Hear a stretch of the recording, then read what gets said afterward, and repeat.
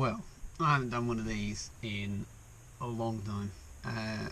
Last time I did one was probably when it was warm and sunny.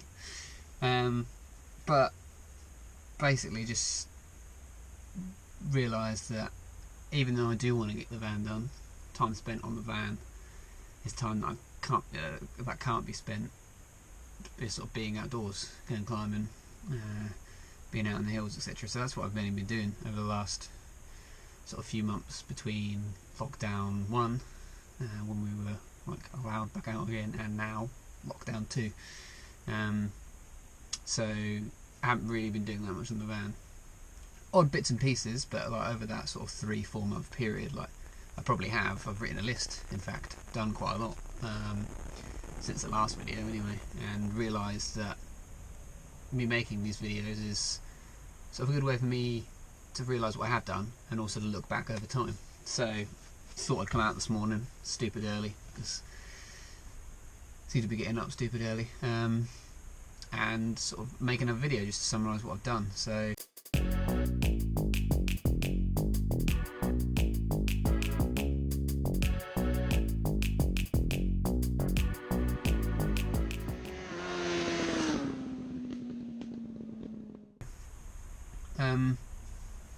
sitting in the front of the van, and it's a mess as usual. This is what happens in between. This was particularly evident when I was actually using it to go away at the moment, so obviously you can't really go anywhere, but I'd spend a weekend prepping the van, the weekend prior to us going away somewhere, prepping the van, cleaning it, and then in between doing that every other week, going away somewhere, meant that I didn't really have any time to do anything, because I'd just be cleaning it from the previous time, wouldn't I? I'd spend a Saturday building something and then the Sundays cleaning it to go away the next week. But it is what it is. I need to use it, and that's what I decided that I was going to spend the time doing rather than doing the van, because in the event of another lockdown there's always time to do stuff. So little small things, updates, what I've been doing. So one of the things I've been wanting to do for a while, just move this box out of the way because it's full of crap, is the steering wheel cover. So I don't think I've never looked at the steering wheel before really in that much detail, but when I've started driving it more and more when we're going away, the outside of the steering wheel, so this outside bit now is all a leather sort of cover that I brought off eBay, and you can see it's stitched together on the inside. I think it looks quite good actually, in fairness, but yeah, it's just basically to cover the outside where it's been stupid worn over the last however many years this van's been alive, 12 years, and I think it just covers it really well. 20 quid, 50 minutes work, and I think it looks really nice. Replacing the actual steering was a pain in the ass, so I think it just finishes it. I had cruise control fitted as well actually, I don't think I spoke about that. When we were going away long distances, it sort of became, even though I've driven my car 100,000 miles, been to Scotland and back multiple times, Peak District, can't even count. So not that my car hasn't got cruise control, never really bothered me that much, but the van, just like, it's bigger, it's one less thing to think about, and it's supposed to be more comfy, you're sitting upright. So I just thought cruise control, screw it, I'll have it added. Obviously with the plans to possibly go away to Europe and stuff, I'm going to be doing a lot more driving, so 320 quid, cruise control, fitted, main dealer. It wasn't that expensive really, and it's been a godsend as well. So I'll bring my little post-it note of things so I don't forget to cover, because one day I'll look back at this video and realise that I've missed something. So next big thing, well, not that that was a big thing at all, but one of the big things I've added since it getting colder really is a Truma Combi Boiler, specifically a 2E version. So fitted, I've almost finished this really, in fairness. Originally on this side obviously I've got all my switches and stuff, and annoyingly wanted everything controlled on this side, so when you came in you could switch all your buttons on and blah blah, but sort of as I didn't think about where and what boiler I was going to be having, didn't really make room for it up this side. So what I've done is a similar thing, boxed it in, then all the cabling goes out at the back and then down, and then spits out at the bottom of this back of this seat. But so Combi Boiler, got a temperature sensor here and heats all your water and your gas, and heats all your water and the air. You can set timers and all sorts of fancy things. It's proper good, if I'm honest. You can run it on gas and electric, but I think I spoke about it in the last video. It's blooming expensive. This one's the 2E, so the slightly less like intense electrical version. You can get a 4E and a 6E, and that's just the size of the kilowatt output on the electric, how much it can output. And I won't really be on electric that much, so it didn't really bother me that much. So I bought a slightly cheaper version, but still the electric version, because there might be times I was, and it was only like 100 quid more to have the E version than the gas version. But this is where it is. You can this has come on a little bit since the last time probably that I filmed it. So I've got this massive heater here. It's all gas is all in, electric's all in. All it needs now is the plumbing and the water. So as usual, well actually I think I've moved the manifold since the last time, but the manifold's moved slightly. Pipework is obviously still going to the gas bottle, but now there's a pipework that goes into this, and the black hose is the hose that goes out to the flue on the side, but also it acts as the way that the air gets drawn in to the unit. The grey hoses being the heating ducts, one going to the back of the van, one going sort of down the side here, underneath all the cupboards, which I'll show in a bit, and then coming out sort of there at the side of the kitchen. We've got another one that comes out in the shower room, and then one that comes out just there. So there's 4 ducts, and they weave the way around the van in various places. And yeah, then it's just obviously the water that needs to be fed into that. Speaking of which, I've now sort of fitted the water setup, like I spoke about before, where I've got the 70 litre freshwater tank mounted. It's not plumbed in any way yet, i.e. there's no way to feed water into it and no way for the pump, which I haven't fitted yet, to draw water out. So that's sort of the next thing on the agenda, but that's at least the tank's in. The thing that is sort of plumbed in, although the wiring obviously just needs to be sort of neatened up a bit, is the drinking water, and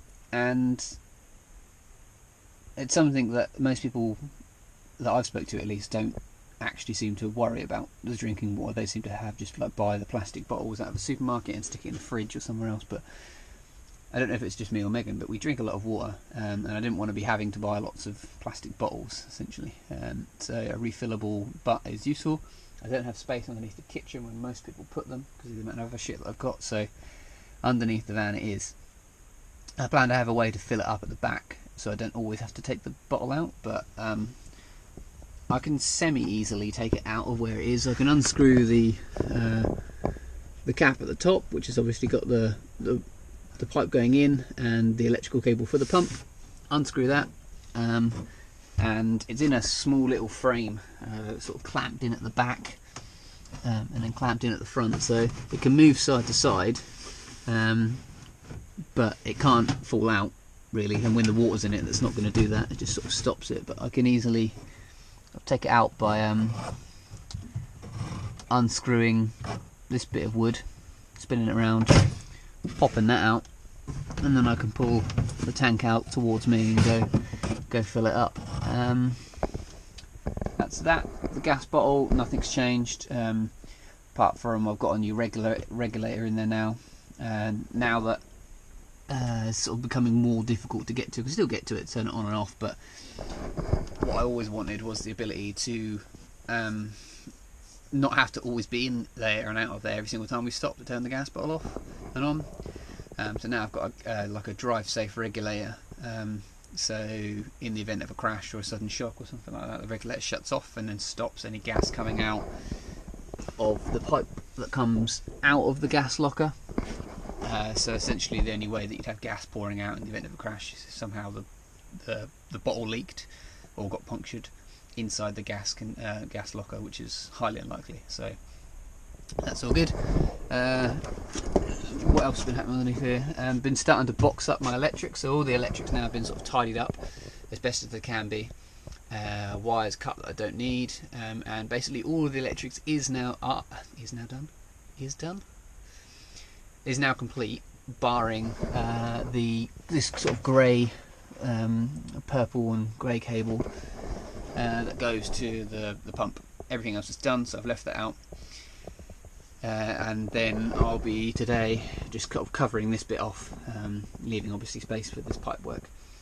So then that can just be taking off as and when, but day to day don't need to be faffing around with any electrics other than the cables to switch the sockets between the inverter and when on hookup, which I won't be doing that often anyway, because so far we've been in the van probably like 15 times, and never once used the plug sockets, the household 240 plug sockets. But obviously when we're away living in this for slightly longer around Europe, that could be a possibility, so that's hence why I put them in. But yeah, day to day won't be in there, so I'm going to be covering that up, and that then means that that's area sort of done, barring obviously the water, which I'll do at some point. But then I can block off behind that pillar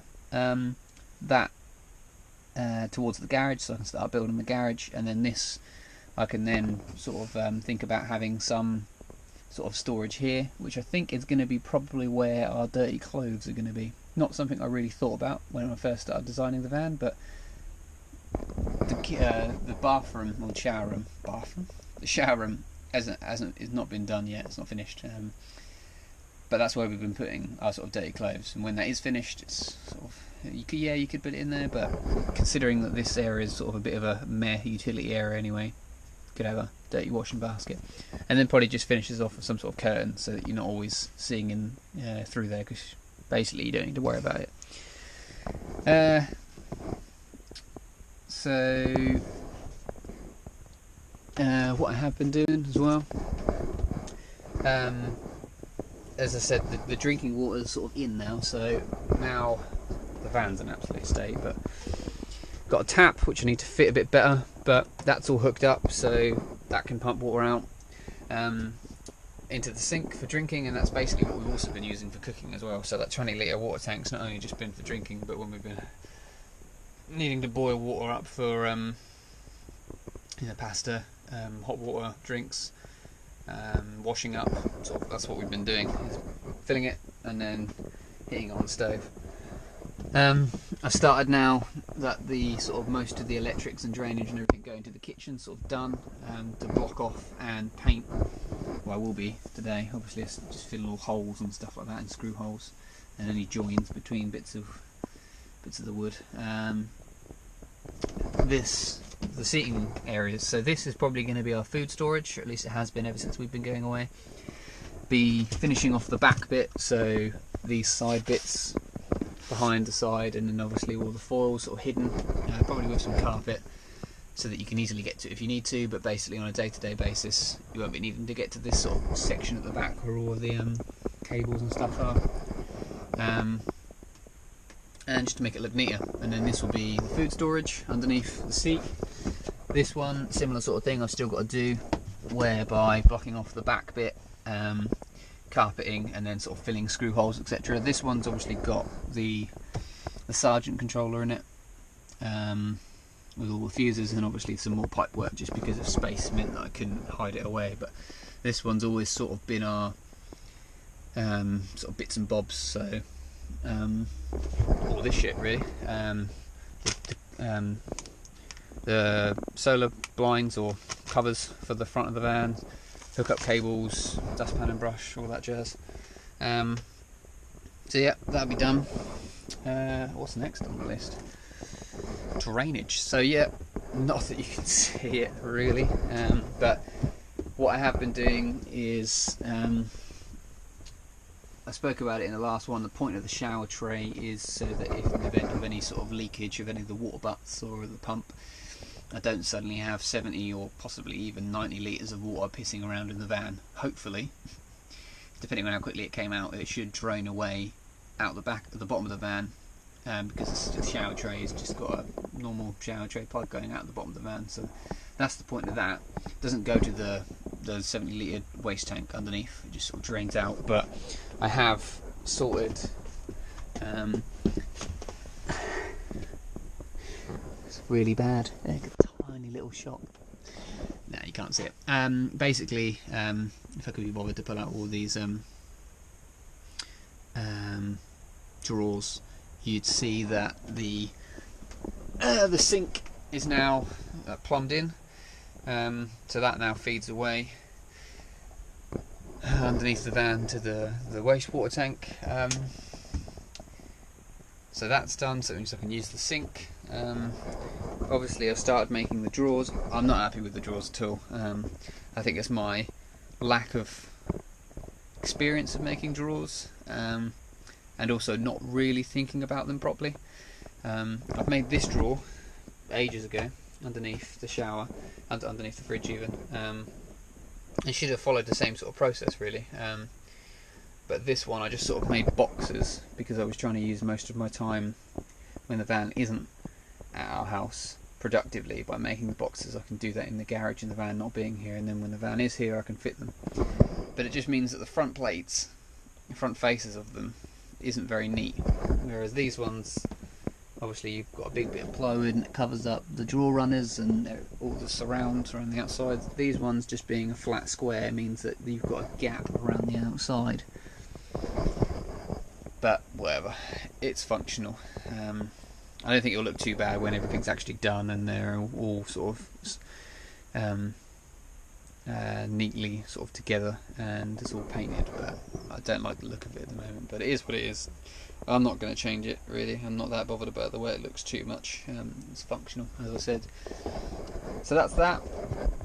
I don't think anything's changed in the shower room. Oh yeah, no, yeah, sorry, I forgot about that. So obviously I've drilled the hole, haven't plumbed it yet, but that's what this hose is for the wastewater. I've started to fit these plastic panels, which is obviously always going to be what I was going to do, and might actually do the rest of that today actually. So I can't do all of the sides of the van because sort of here somewhere is where the pipe work for the shower room, or the shower's going to come in. Don't know what shower I'm having yet, don't know where it's actually going to be fitted, but at some point there will be some pipe work coming in, so I don't want to clad these sides of the van yet. I think it's probably going to be this one, because I know I'm going to have to drill a hole and feed the pipe work through, so I don't want to put the plastic cladding on, but I can do everywhere else. Yeah, I've still got to work out really how this is going to work in here. I'm going to have some sort of sink here. This is where the toilet's going to be, but I think I'm going to have it so that you can move it into the shower possibly. When you're not having a shower, we've noticed that we haven't really been using the shower, or obviously we don't have one, but wouldn't usually be using the shower in here that often anyway. But whatever, nice to have again. Yeah, this is probably about it. Nothing's changed at the back. Yes, has changed at the back. One last thing, bike rack, very useful. So we went away a few times and we had bikes underneath the van. It was always a pain in the ass because obviously a bike's massive and I've got lots of other stuff, so I always knew I was going to have a bike rack, but that's fitted that last weekend.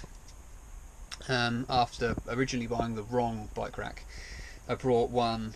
I knew that there was the one specifically for crafters, but after doing a bit of googling and sizing it up, I thought that I could get away with buying a slightly cheaper sort of normal caravan £200 jobby. That arrived, started to measure it up, put it all together, and then realised that where the bolts are on the back of the door, you wouldn't be able to like fit them easily enough. So I thought, oh fuck, okay, whatever. So I brought the more expensive one, but even the one specifically designed for this van,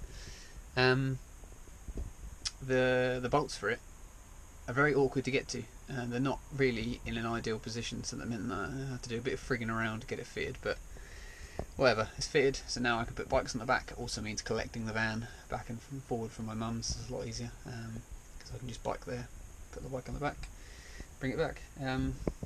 Yeah, hopefully the next one that I do, possibly, will be a lot closer to the van actually being finished. I hope to be able to finish the cubby holes, the kitchen to be done, all the drawers all to be neatened up, the drainage obviously and then the pipe work to be in, and then after that it'll just be sort of tidying up bits at the back of the van, i.e. making the garage, and then the shower room and the floor, which I have already got.